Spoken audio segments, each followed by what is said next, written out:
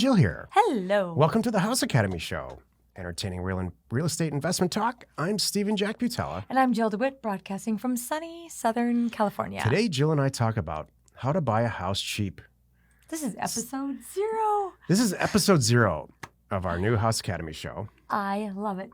And in a strange but not unplanned way, we're about to record episode 1000 this week for our Land Academy show. Yes. How funny is that? So when you see all those goose eggs up there, when I see them, I'm like, what are these guys brand new? Exactly. Another real estate show? Here we go.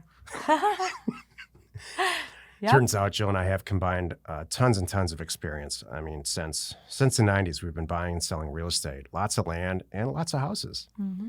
And we've had a company called Land Academy for years, since 2015, incredibly successful. Our members buy it and sell land right alongside us. So at their urging, we started this company called House Academy, and consequently this podcast. Well, it's because we've been buying and selling houses at the same time.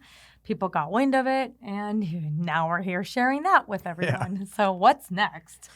Who knows? Our whole approach is very different. Yeah. You know, if this is the first time you've ever listened to any of these shows, our approach is, it's worth listening to. Our approach is very, very, very unique, and we offer a lot of tools and a lot of membership things that are, quite honestly, changing people's lives. Well, it's access to professional level tools that you can't get in other places. Yeah, That's the reality. It's like if you're new in our world and you don't have the connections or the money to access some of the, assessor data and other things that we'll talk about as these shows progress, it's hard to get started. And so that's why we created House Academy.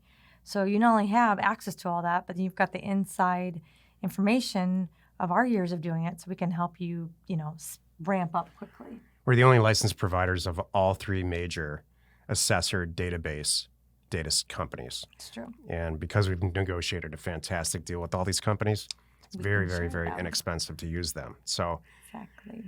We own our own mail company, and there's a lot of different professional grade tools that high-level commercial real estate acquisition people use every single day through us. So This is not a startup or a run-of-the-mill, I wonder what these schmoes have to say.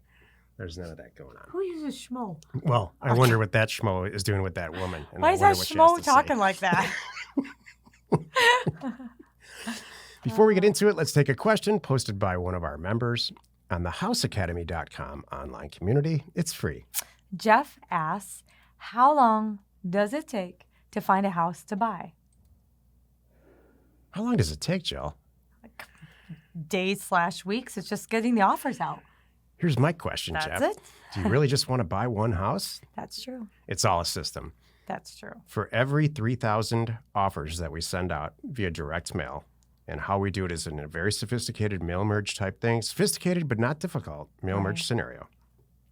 For about every 3,000, if you do it correctly, you're going to buy a house at about 70 to 75% of its current value. Right. Not ARV. We're going to we'll have a whole week on ARV. Yeah. And why you should never even say that. In fact, I'm not going to say it again. It's so funny. We as property, we as real estate investors, residential real estate investors, don't presume what the people we sell it to can sell it for. Right. We can tell with an incredible amount of accuracy. Let's say it's worth $300,000, right? And we want to buy it for $260,000, right? That's the business we're in. So how long does it take to buy a house? You set the system up, you learn how to do it right, and from the time that you get the direct mail campaign, it's an offer campaign. It's not. Would you like to buy this house? It's none of that. Right. No postcards. It's hey, John Smith, homeowner, no 123 Main Street. We want to buy your house for $280,000, and we can close in a couple weeks.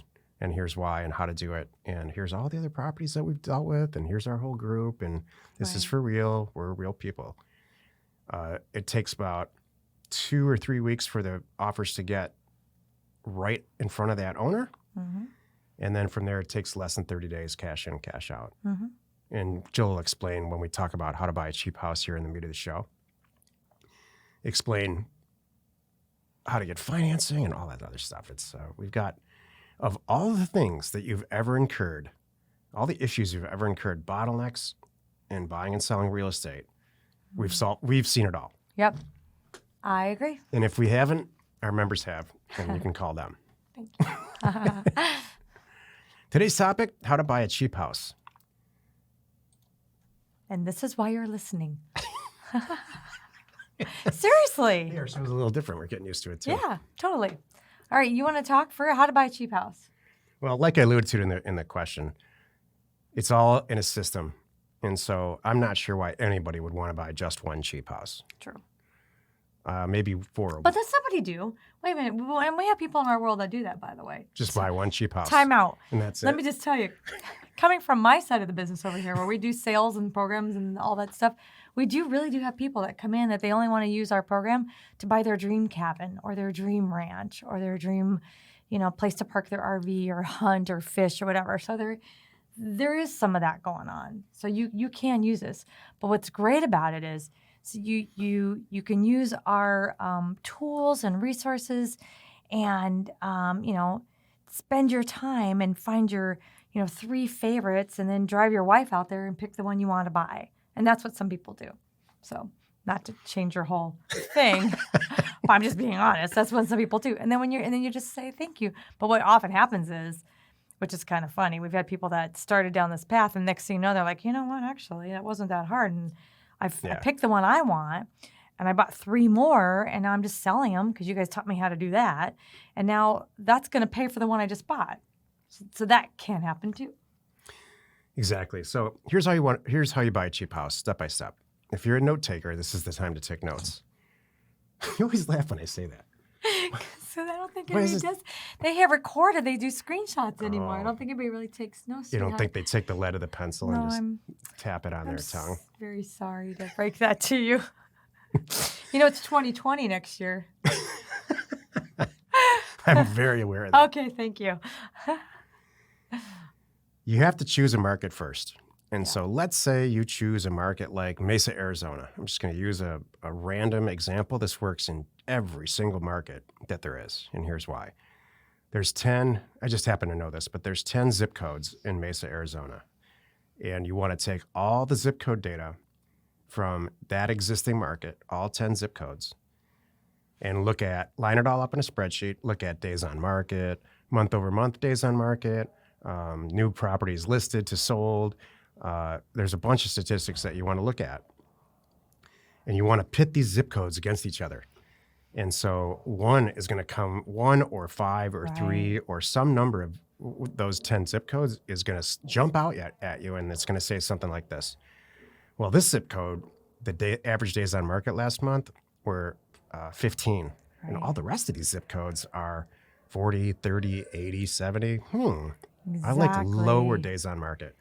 And then there's several statistics you look at. How many properties were listed that month? How many properties were sold?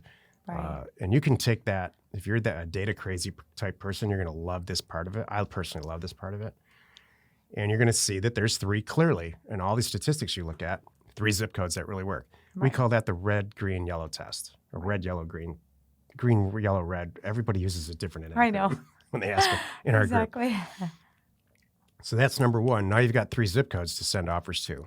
You pull the data, and you got to make sure you get the mortgage data with it and all that, which is we've made that incredibly simple. So that's step 1 is to pit these zip codes against each other.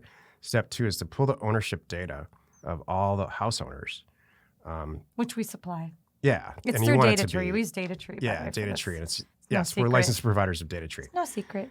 You assess data, and then it's got mortgage data and a bunch of other sources of data in it as a line item. Right. And then you scrub that data down and take out the things that you don't, who shouldn't logically get an offer. I mean, one of the first things I do is scrub the data down. I remove everybody with a mortgage. That's just how we do it. We have several members who have a different concept about that and different methodologies, but it ends up taking about half the data out. So now my strike percentage in this mailer is going to get great. It's going to get better and better and better with each step from this point forward. Right. You've already taken out the 7 worst zip codes in Mesa. Right. You're working with the 3 best zip codes. Now you're only working with the people who don't have a mortgage. Right. And now let's take it a couple steps further. There are people who own have LLC owned properties in that market, you can choose to just send it to them. We choose to send it to just about everybody who doesn't have a mortgage and just kind of see what happens because the data is real cheap. We've made it cheap for you. Then, and here's the key to how to buy a cheap house. You take all the algorithms and line them up in a line item from Realtor.com, Redfin.com, Zillow, Trulia, DataTree, Redfin. Realty Tracks. There's 5 or 6 of them. And you literally input. There's lots of different ways to do it. Input those fields and price what that you think that house is worth right now, or what all these incredibly average and complicated. Yeah, exactly. Mm-hmm. And so if Zillow and Redfin and Trulia and all the rest of them are coming in, and you average all 6 of them out, and it comes up with a number like $278,000.